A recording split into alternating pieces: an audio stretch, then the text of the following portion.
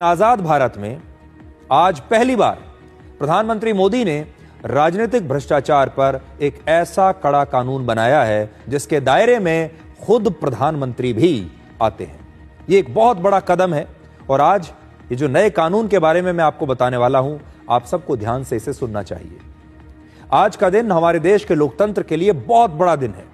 नेताओं के भ्रष्टाचार और उनके अपराधों को रोकने के लिए आज लोकसभा में एक ऐतिहासिक बिल पेश किया गया।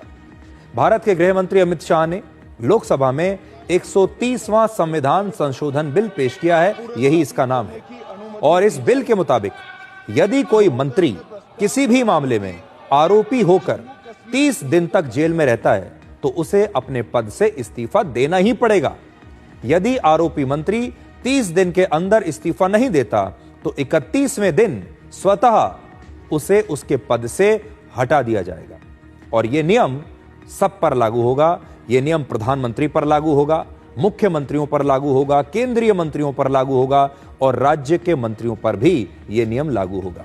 यह नियम केवल उन मामलों में लागू होगा जिनमें सजा 5 साल या उससे ज्यादा की है।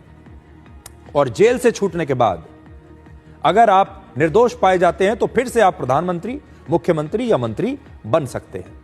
तो यह बिल है, उसकी एक कॉपी आज मैं अपने साथ लेकर आया हूं और आज पूरे देश को यह समझना होगा कि यह जो कानून बनने वाला है, अगर यह बन गया कानून तो यह एक ऐतिहासिक कानून है और इसके अंदर सब कुछ बताया गया है। ऐसे मंत्री के हटाए जाने के लिए प्रधानमंत्री की सलाह राष्ट्रपति को 31वें दिन तक अगर नहीं दी जाती है तो वो उसके पश्चात आने वाले दिन से मंत्री नहीं रहेगा।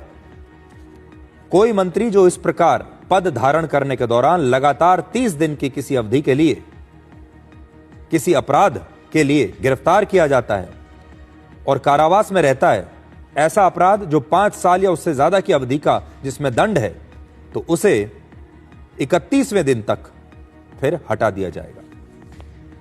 गृह मंत्री ने लोकसभा में इस बिल को संयुक्त समिति के पास भेजने की सिफारिश की है और अब संसद की संयुक्त समिति इस बिल पर विचार करेगी।